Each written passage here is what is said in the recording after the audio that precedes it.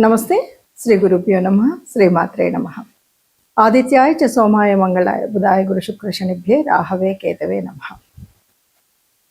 ప్రేక్షకులందరికీ ప్రతి మాసం చెప్పుకున్నటువంటి గోచార ఫలితాలు 2026 ఆగస్టు గోచార ఫలితాల్లోకి వెళ్ళినట్టయితే, ముందుగా గోచార ఫలితాలు తెలుసుకునేటప్పుడు చంద్ర గ్రహ స్థితిని బట్టి చెప్పేటువంటి స్థితి కనుక ఇది మన రాశి నుండి చూసేటువంటిది. అందులో భాగంగా మరి ప్రతి నెలలో చెప్పుకున్న ఈ గోచార ఫలితాలు దాదాపు కోటాను కోట్లలో మనకి జన్మజాతకంలో ఉన్నటువంటి కుండలికి దీనికి ఉండేటువంటి వ్యత్యాసం అయితే ఉంటుంది. కానీ వచ్చేటువంటి మారేటువంటి గ్రహాల యొక్క యుతి, దృష్టి, వీటిని బట్టి వక్రగతి, వీటిని బట్టి కొన్ని మార్పులు అయితే ఉంటాయి. ఆ మార్పులకు అనుగుణంగా మనం చేసుకోవాల్సినటువంటి ముందు జాగ్రత్త చర్యలు, దాని గురించి మనం ఇప్పుడు కూడా ఈ గోచార ఫలితాలు తెలుసుకుంటాం. అయితే ఆగస్టు మాసంలో ఈ గోచార ఫలితాలకి ఉపస్థితి అయినటువంటి గ్రహాల స్థితి ఎట్లా ఉంది అంటే, ముందుగా మనం చూసినట్టయితే వృషభ రాశిలో కుజుడు ఉన్నాడు. బుధుడు మనకి మిథునంలో ఉండి 6వ తారీఖు కర్కాటకంలోకి వెళ్తాడు. అలాగే కర్కాటకంలో మరి గురువు ఎప్పటి నుండో అక్కడ ఉన్నటువంటి స్థితి ఇంకా అలాగే ఉంటుంది సంవత్సరకాలం. తర్వాత రవి 18వ తారీఖు కర్కాటకం నుండి సింహంలోకి మార్పు చెందుతాడు. ఇక సింహరాశిలో శుక్రుడు, కేతువు మాసం యొక్క మొదటి రోజులో కనిపిస్తే, శుక్రుడు తదుపరి కన్యారాశిలోకి వెళ్ళడం కనిపిస్తుంది 2వ తారీఖు. ఇక మరి కుంభరాశిలో రాహు, అలాగే ప్రారంభమయ్యి ప్రతి 2.5 రోజులకు మారుతూ ఉన్నటువంటి చంద్రుడు ప్రారంభంలో మనకి రాహుతో కలిసి కుంభరాశిలో కనిపిస్తాడు. ఇక మీనంలో శని వక్రించినటువంటి స్థితి, ఇది అందరికీ తెలిసినటువంటిది. మరి ఇలాంటి గ్రహస్థితి ఉన్నప్పుడు ఏ రాశుల వారికి అంటే 12 రాశుల వారికి ఒక్కొక్కరికి ఏ రకంగా ఉంటుంది అన్నది తెలుసుకుందాం. ఇక మీనరాశి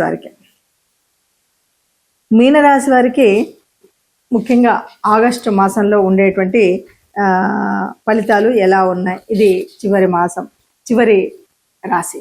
ఈ చివరి రాశిలో ఎలా ఉంటుంది అంటే, ఆగస్టు మనకి అర్ధాష్టమ కుజ స్థితి కొంత ఇబ్బంది.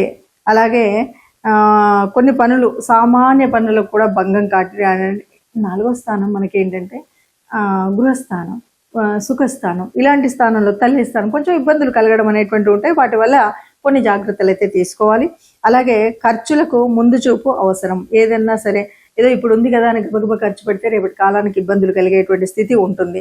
కాబట్టి ఆ విషయంలో జాగ్రత్తగా ఉండాలి. సహాయ సహకారాలు కోరుకొని ఎవరినో ఏదో ఇస్తారులే ఇప్పుడు ఖర్చు పెట్టేస్తే అనుకుంటే, మనం అలాగా మనకు సహాయం చేసే వాళ్ళకంటే వాళ్ళు ఇవ్వను అనడం వల్ల వచ్చేటువంటి నిరాశ మరీ ఎక్కువగా కృంగతీస్తుంది. కాబట్టి ఈ సూచనను తప్పకుండా పాటించి, అలాగే వాహనాలు కానీ యంత్రాలు కానీ వీటి విషయంలో చాలా జాగ్రత్తగా ఉండాలి. ఎందుకంటే కుజుడు 4వ స్థానంలో ఉన్నాడు కాబట్టి చాలాసార్లు మనకి ఇబ్బందులు కలిగించవచ్చు. కాబట్టి వెళ్ళేటప్పుడు, ప్రయాణం అప్పుడే కానీ ముందు కానీ ఈ వాహనాల విషయంలో జాగ్రత్తగా ఉండాలి. ఇక విద్యార్థుల విషయానికి కనుక వచ్చినట్టయితే ఒకంత మేలుగానే ఉంటుంది అని చెప్పొచ్చు. ఈ పెట్టుబడులకు అలాగే రుణాలు అంటే అప్పులు తీసుకోవడానికి మనం మాత్రం దూరంగా ఉండాలి. లేదంటే ఇప్పుడు పెట్టిన పెట్టుబడి కానీ ఇప్పుడు తీసుకున్న రుణం కానీ మళ్ళీ తీర్చలేక చాలా ఇబ్బందులు పడేటువంటి పరిస్థితి ఉంది. ఈ అయినప్పటికీ కూడా ఏది ఏమైనా మనం ఈ నెలంతా హాయిగా ఉండాలంటే చెప్పబోయే రెమెడీలను చూసి వాటిని ఆనుకూలంగా తీర్చుకున్నట్టయితే హాయిగా ఉంటామని చెప్పాలి. ఇప్పటి వరకు మీరు గ్రహించినటువంటి వాటిల్లో దాదాపుగా గ్రహాల యొక్క స్థితే కాకుండా మాసం యొక్క ప్రత్యేకత కనుక తీసుకున్నట్టయితే, దాదాపు శ్రావణ మాసంలోనే మనకి ఆగస్టు మాసం అంతా కనిపిస్తుంది. శ్రావణ మాసం అనగానే శ్రావణంలో ఉండేటువంటి పూజలు, వ్రతాలు ఒకవైపు, అంతేకాకుండా స్వాతంత్ర దినోత్సవం అనేటువంటి పండుగ కూడా మనకి ఇందులోనే కనిపిస్తుంది. దీనితో పాటు మనం గ్రహాల యొక్క మార్పు వల్ల వచ్చేటువంటి చంద్ర, సూర్య గ్రహణాలు అనేది వినబడుతుంది. నిజానికి ఈ 2 గ్రహణాల్లో అమావాస్య, పౌర్ణమి రోజు వచ్చేటువంటి 2 గ్రహణాలు కూడా మన దేశంలో జరగవు కనుక, మన దేశంలో కనిపించవు కనుక, వీటి గురించి అంత ప్రాధాన్యత ఇవ్వడం కానీ, వాటిని గ్రహణ నియమాలను పాటించడం కానీ చేయనవసరం లేదు అని చెప్పొచ్చు. ఇక ఇక్కడ మనం మిగతా గ్రహాలు కనుక చూసినట్టయితే మనం ఏ రాశికైనా సరే కొన్ని కొన్ని గ్రహాల యొక్క అనుకూలత కోసం కానీ దైవానుగ్రహం కోసం కానీ మనం చేసుకోవలసినటువంటి కొన్ని నియమాలు అయితే మనకు తెలుసు. దాంట్లో ముఖ్యంగా గురువు యొక్క మార్పు వల్ల కానీ, గురువు యొక్క అలాగే శని వక్రీకరణ వల్ల కానీ, ఈ రెంటి వల్ల కూడా మనకు కనిపించేటువంటి వాటిల్లో ముఖ్యంగా శనివారం శని దోషం అనగానే మనం చేయవలసినటువంటి లక్షణాల్లో అంటే ఇది అర్ధాష్టమ శని అవ్వచ్చు, లేదా శని మనకి ఏళ్ళనాటి శని ఉన్నటువంటి వాళ్ళు కావచ్చు, శని యొక్క దృష్టి ఉన్నటువంటి వాళ్ళు కావచ్చు, ఎవరైనా సరే మనము 4వ తరగతికి చెందినటువంటి కార్మికులు ముఖ్యంగా వారికి మనం ఆహారం ఏదైనా పంచిపెట్టగలిగిన, లేదా గోశాలకు వెళ్ళి గోశాలలో గోగ్రాసం ఇచ్చిన, లేదు వృద్ధులు పెద్దలు ఎవరికైనా సేవ చేయగలిగిన, వీటి వల్ల ఆ గ్రహం శని గ్రహం వల్ల వచ్చేటువంటి దోష నివారణ మనం చేసుకోవచ్చు.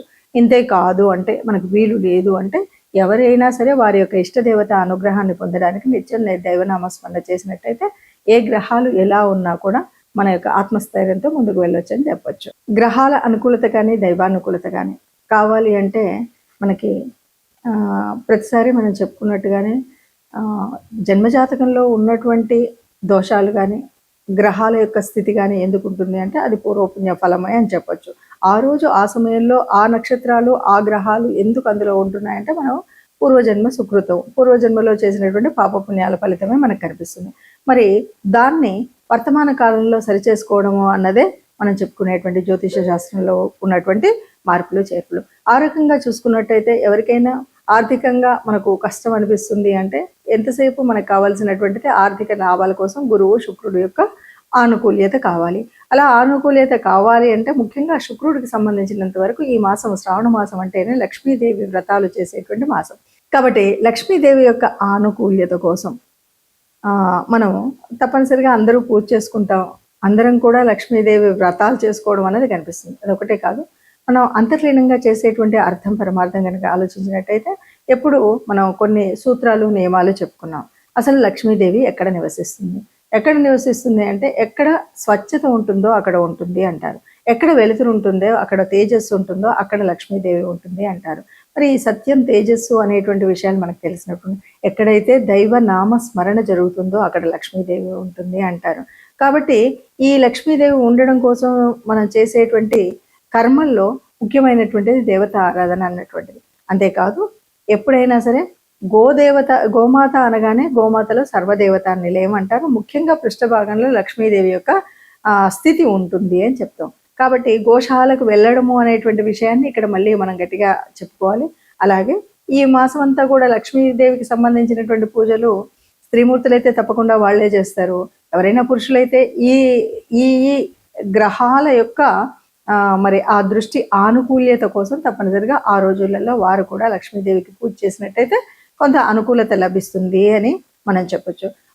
ఏదేమన్నా సరే లక్ష్మీదేవి అనగానే అది చాంచల్యం కలిగినటువంటిది అందరికి తెలుసు. లక్ష్మి స్థిరంగా ఒక చోట ఉండదు, కానీ స్థిరంగా ఉండాలి అంటే తప్పనిసరిగా చేయవలసినటువంటి నియమాలు ఇంతకు ముందే మనం చాలాసార్లు చెప్పుకున్నాం. అయినప్పటికీ కూడా లక్ష్మీదేవి మన దగ్గర ఉండాలంటే ఎప్పుడు కూడా ఆనందంగా, స్వచ్ఛంగా, సత్యంతో, గాలి వెలుతురు అన్నీ సరిగ్గా ఉండేలాగా ఉండడం, ఏదైనా అపశృతులు రాకుండా చూసుకోవడం అనేటువంటి మాటలు మనం ఎప్పుడు చెప్పుకుంటాం. ఆ విధంగా మనం ప్రవర్తించినట్టయితే, అలాగే సహాయం అనేది ముఖ్యంగా ఎవరైతే బాగా ఉన్న వాళ్ళకి సహాయం చేయడం అని కాదు, ఎవరైతే